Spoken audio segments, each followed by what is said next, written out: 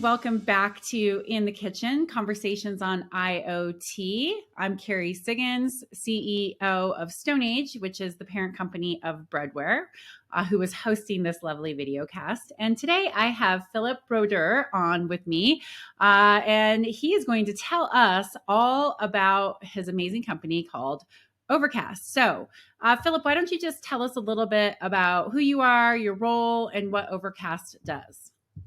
Sure. First of all, thanks, Kerry, for having me on. I'm really delighted to be here. It's great to be able to talk about IoT and cloud and video and all those sorts of things.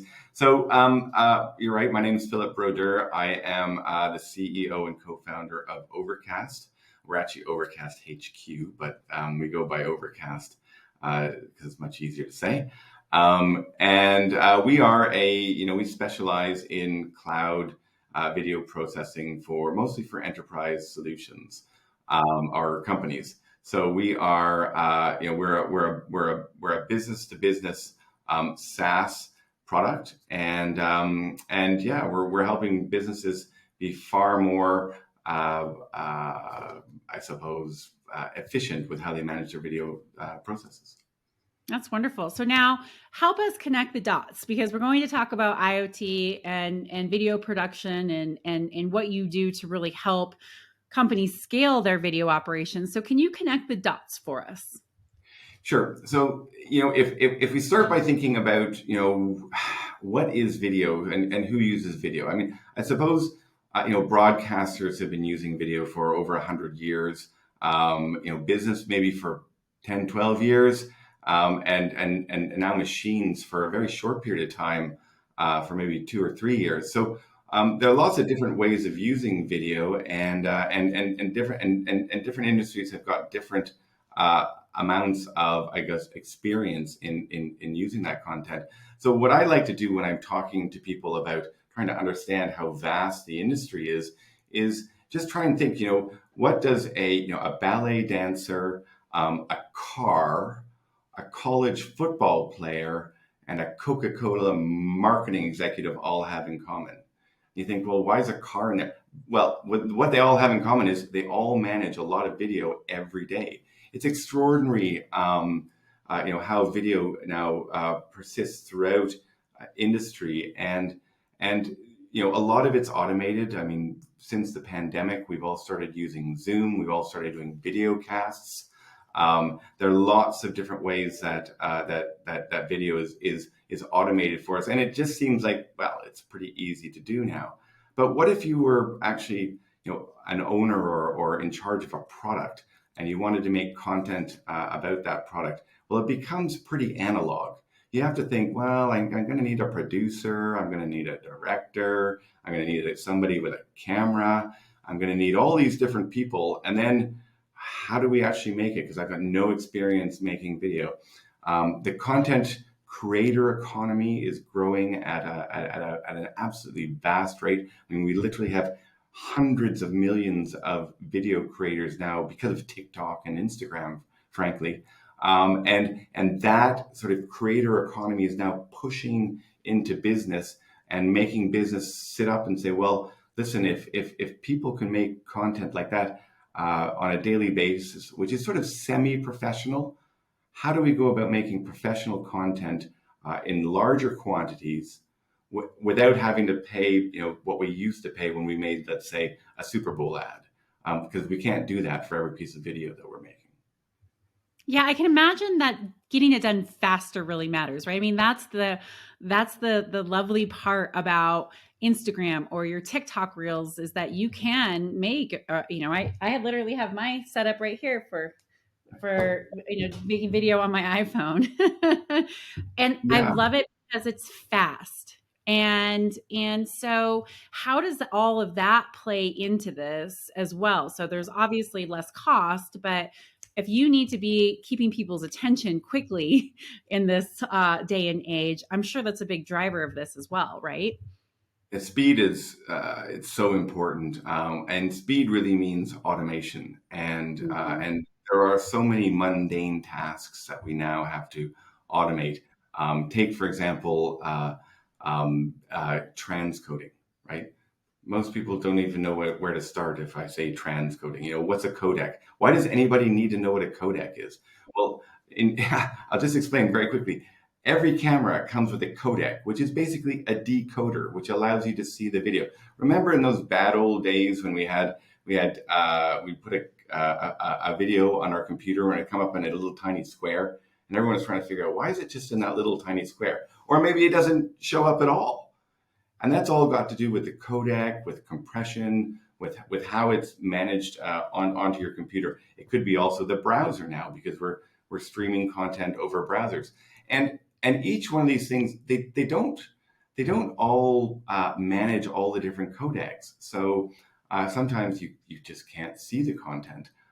Sometimes, a lot of the times you can, and then you wonder, well, why can I see that one and I can't see that one? So there's trying to standardize that is really the first big challenge before you can do any automating, right? So we have to be able to say, okay, we're going to take all the different cameras and all the different codecs and all the different formats, and we're going to standardize it so that we can see them in a certain form. Well, okay, so once you've got that figured out, and by the way, no one's done that, so that's just not possible yet. But once you've done that, you can do a lot of them. We can do a lot of them at the moment. But imagine a CCTV camera is going to be different from a broadcast camera, right? It's going to be different from a camera that's on your car, which is looking at the back at the road and trying to sense whether you're going to hit a pole or not. So the cameras, the content, the quality of the content, all that is really important in terms of trying to create some sort of standardization, which is, I want to be able to see it. Okay, we get that. What do you want to be able to see it on? Do you want to see it on your laptop, on your phone? Do you want to see it in a cinema? Do you want to see it on the TV? I mean, there are all these different types of screens as well. So when you look at the complexity, and I often think that maybe we've just made it way too complex. Why does it have to be so difficult? I mean, even Android's different from Apple in terms of how you stream content. So why does it have to be so complex all the time? Well, people want to they want to be proprietary around what they own in terms of their technologies.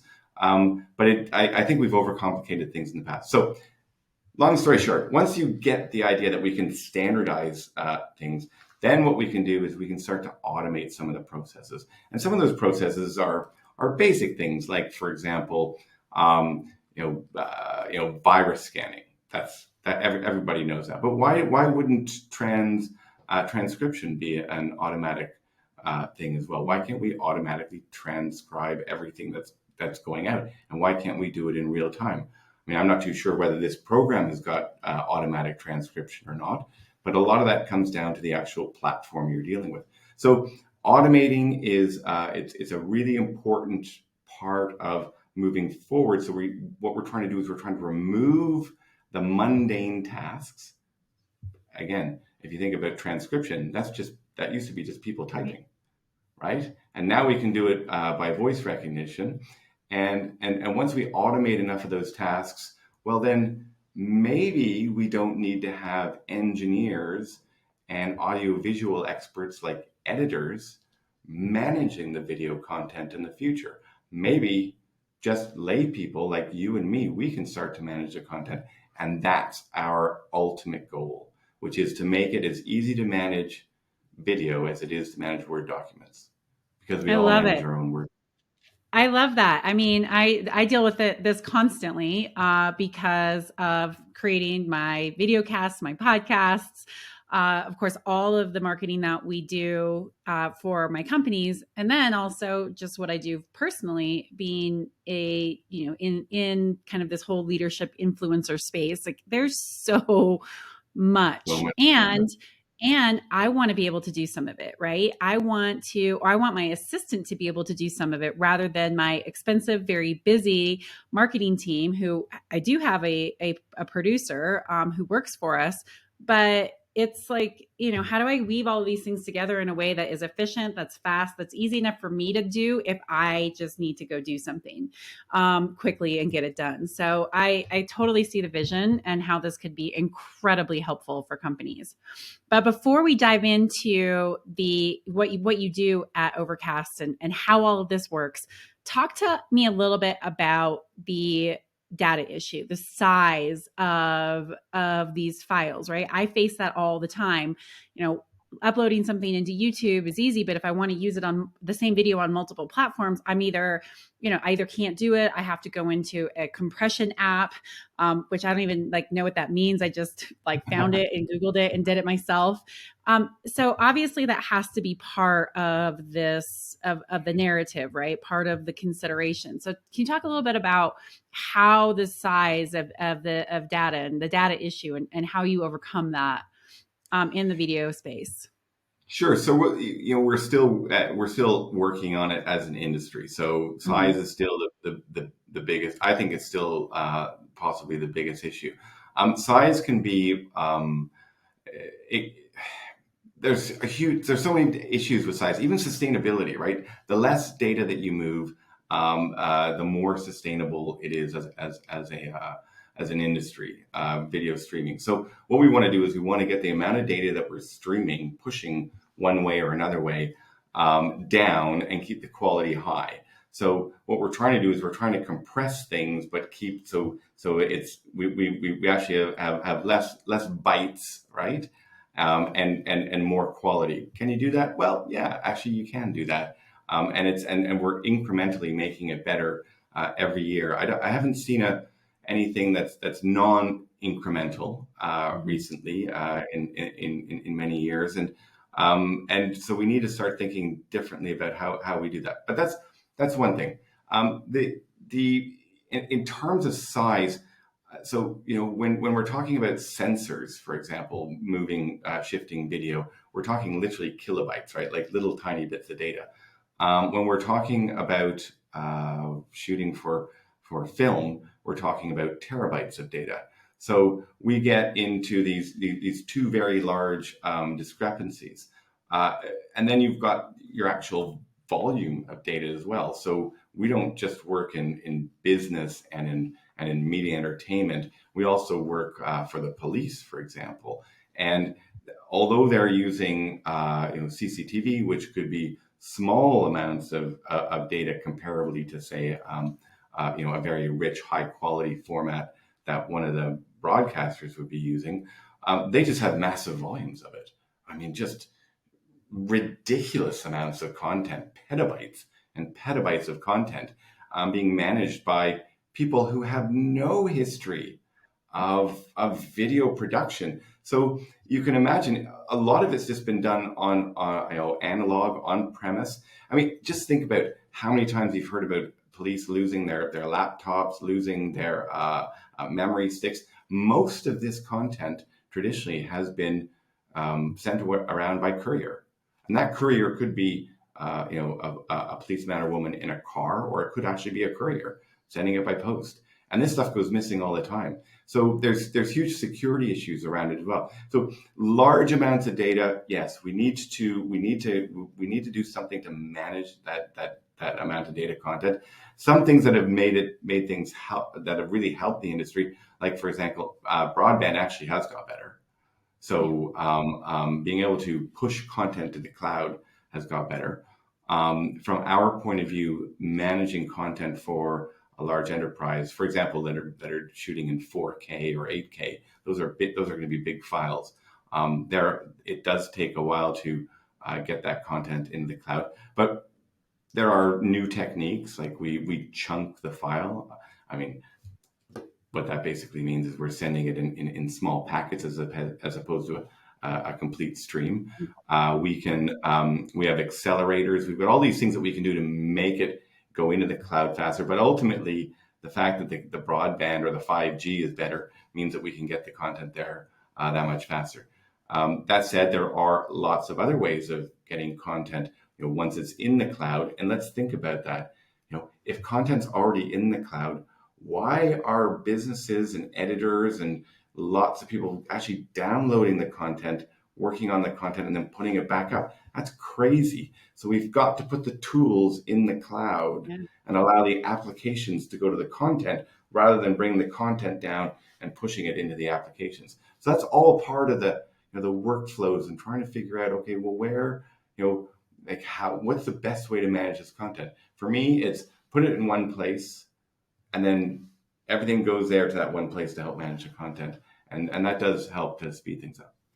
Yeah, I can totally imagine. Okay, so that's a great segue into what Overcast does. Like, how are you radically changing the way that marketers work? What problem are you trying to solve here? So I think one of the key things that we do is we create a single repository for marketers. So again, I just go back to that scenario where most content has been managed in a very analog way. It might be on hard drives, it might be on servers, it might be under your desk. Frankly, the pandemic did change that because we weren't going into the office. So how did you access the content? So marketers and post-production houses in particular started trying to figure out, okay, well, actually I need to get this content into the cloud because otherwise I can't access it. So they started to try and figure that out. Now, they were coming from a point of resistance because they didn't necessarily want to do that. But the thing was that the people who were managing the content, so the head of marketing or the head of brand, who really aren't getting their fingers or hands dirty with the actual production processes, but they wanted access to it. They wanted to collaborate on it. They wanted to see it. And they weren't going to go down to someone's editing suite anymore because you're not allowed to do that. So you've got to stream that for me. So they started to adapt cloud profiles and cloud working conditions, and that started to change a lot of things. So we had been working in the cloud for some time. We saw a change coming probably in 2015 or so when serverless infrastructures became possible to develop. And I don't want to get too technical about it, but what I want to say is that you could do it much cheaper in the cloud. Certain things, not everything, but you could start to do it a lot cheaper because of the serverless infrastructures, right? I didn't have to buy a whole bunch of hardware on premise, and I didn't have to reserve a whole bunch of stuff in the cloud either. I could actually do it I could spin things up and spin things down very effectively. And that is, if you've got a system that can do that, then you can actually do it less expensively. The challenge in our industry is that understanding cloud is confusing enough, especially for non-cloud experts. Everyone thinks the cloud is a cloud. It's all one big thing. It's not. It's incredibly varied. And maybe even a little story, like when we were starting out, we said that we were cloud agnostic. Well, yeah, I mean, you can say you're cloud agnostic, which means you can move from GCP to Azure to AWS. But the reality is, you're not really. They're not that interoperable. They're interoperable, but not everything. So you have to choose one or the other. And when you do, you can then use other services, but they're not completely interoperable. So I think there's a lot of maybe disinformation out there about the cloud in terms of how easy it is to manage things in the cloud. It's still not. It's not for non-engineers. It's still for engineers to manage the content or to manage the services. But we're trying to, once we're managing the services, what we're trying to do is we're trying to take then the technology out of the play and make it possible again for anybody to manage the content. And that's, we talk about the democratization of workflows, which means that everybody can do it. Yeah. So who are your clients and what is your value proposition to them? Like, how do you get them to come on and use your service and use your software? So I think the first thing is we say that we're going to create an indexed library for you. So is that interesting? Well, I think when you start to look at the fact that you can actually just search for your content, search. Mhm. Well, that just makes them like search. It sounds like, well, we solved search ages ago with Google, didn't we?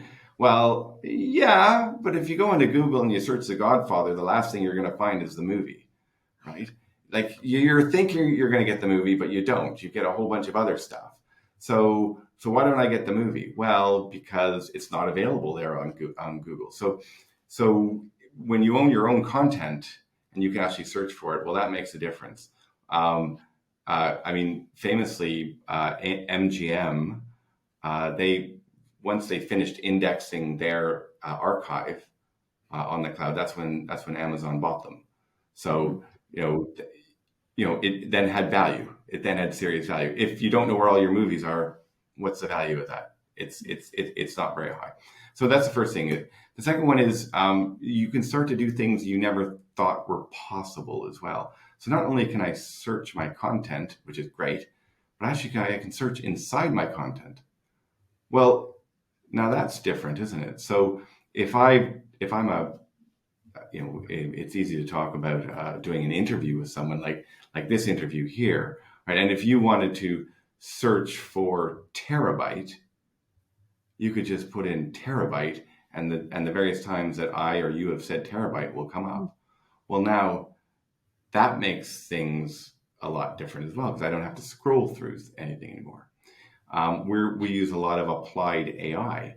I was just talking to a client this morning. Again, policing, and what they want is they want motion detection.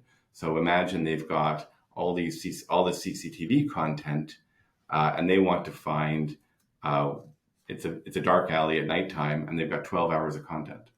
Well, I don't want to have to scroll through that. I mean, nobody wants to have to scroll through that. So why not use the motion detection, run that over it, and then you get your five incidents of motion, and you just they're all time coded. You go click, click, click, click, and that's it. So the amount of time that you can save is absolutely massive.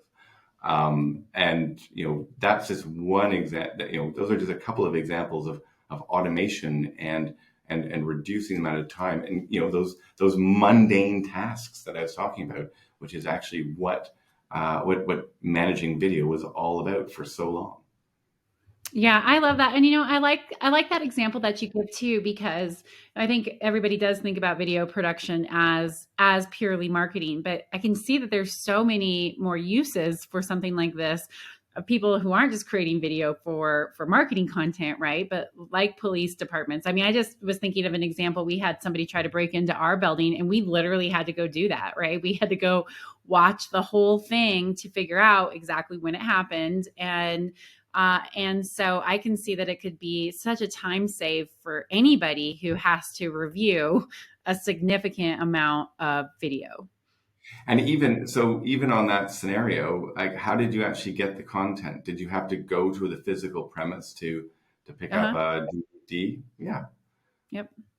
Yeah, well, that's the way it works. It's Yeah. amazingly enough, it's still I've got to walk over there. I had a scan of my knee done, and I had to go to some place outside the city to pick up a DVD of this, which is a video of the scan, and I just thought that was absolutely absurd. There you go, business opportunity, right? I know Health. it's everywhere. I can see it. I can see why you're doing this. All right. And also joining us is Luc Tomasino. Luc, thank you. Would you mind introducing yourself and talking about how you are involved with Overcast? Sure. Hi, Kerry. It's a pleasure to be here. Thanks for having us. And I'm with Overcast. I'm a growth executive. So I'm helping Overcast get the word out and basically working with potential clients and helping share the value of what we have to help them and their creative services and their branding and marketing departments benefit from the Overcast solution so that they can make more video more easily more cost effectively, and really we take out a lot of the background operational lower ROI activities so that they can focus on higher ROI activities. Video permeates every aspect of just about any industry you can imagine, whether it's oil and gas, automotive, pharmaceutical, consumer goods. One example that I like to talk about is in the food industry, which I know nothing about. I had an example of a company that does about $500 million in food development um, programs for multinationals. Anyway, they had a remote working workforce across the world. They do about 500 million a year. Each department, each locality has different approaches to how they're doing their recipes, which are all videotaped, their innovation, their creation, their internal training. So you've basically got organ, elements of the organization in different countries, in different cities, in different departments, and they all are struggling to create, store, share, retrieve, search, etc. And they're all approaching it in different ways. So what Overcast is doing is, as Phillipe said earlier and described, is we're simplifying, we're democratizing, we're taking out the mystery of how to create video and making it as simple as he says to work with video as you work with Word. And the fact is, video has been historically a very mysterious place where you had broadcast engineers, or now more recently, you have to go to IT to kind of help you to figure out, do you use Dropbox or Vimeo or WeTransfer or Google Drives or USB sticks? And what Overcast is doing is taking the mystery out of all of it and saying, you don't have to be an IT engineer. You don't have to be a broadcast engineer, because with this centralized platform in the background, yeah, there is a lot of stuff going on and it is complicated, but we're taking care of all of that in the background and standardizing it, simplifying it, and making it usable. As we say, we like to use the word democratizing a lot of stuff that is complicated. So it is complicated, but it doesn't have to be for the users. And so the result is that the companies that use Overcast or similar platforms, um, marketing, branding people, creative services, they can get their jobs done quickly, simply, easily. It's kind of like when you buy a car, you don't have to be a transmission engineer to figure out how to shift, or an ignition specialist when you put your key in there. All of that's taken care of, and it should be, because you don't want to have to become a automotive engineer just to get from point A to B, and that's kind of what we're doing. Great. Thank you. Thank you. All right. So let's go into some points here that both of you touched on, and that is the way that you can collaborate. I think that's a really important aspect of this. So maybe, Phillipe, you can talk a little bit about how this really does make it easier for teams to collaborate on their video production or video analysis, whatever they're doing with their video. Yeah, so let's stick with the marketing department. I mean, collaboration on video is really important. When I was working 15 years ago with a marketing agency, what we were doing was we would always have a big reveal day with our clients. So we would go out and we'd shoot the video, and then someone would edit the video, and then we'd rent or use our space in the office, and we'd invite people over from the other agencies as well as the client, and we'd have drinks and we'd show them a 30-second TV ad, and it was that's traditionally how we collaborated. And thinking back on that now, I think, wow, that's something that's it still happens, by the way, but there's no way that you can talk about time to market and do that kind of thing. So we want to get to market as fast as possible, or as fast as the client wants to get to market. So there are ways to, once that content is in the cloud, the first people to I'll take a typical production workflow. The first people to look at that at their content can very often be the producers, and the producers will go in and say, "I want to use this clip, this clip, this clip, and this clip." Okay, and then the editors will log in via an Adobe Premiere panel or something like that, and they will get a ping which will say, "You need to edit these bits together." Okay, and they're all time coded, and and that traditionally that Adobe editor would then download the content, even in a traditional cloud solution. But now, no, actually, they can actually just attach the storage, which is cloud storage, onto where they're working on a virtual machine and edit right away. Okay, and they can edit right away, and in real time, the producer can actually see what's happening, and message back and forth. So that's actual, collaborating in real time on the creation of content. That's just one way that we collaborate on content. There's also sharing. So I then need to share that content with a number of stakeholders who could be my boss, could be the head of editing, or maybe that editor's is only working today but not tomorrow. So what about the editor who comes in tomorrow? Well, they have to be able to access the same content. So collaboration and video has always been a thing. It always will be a thing because there are different skill sets needed. Just a quick aside, although we say we're democratizing the video creation processes, there's still need for expert video creators.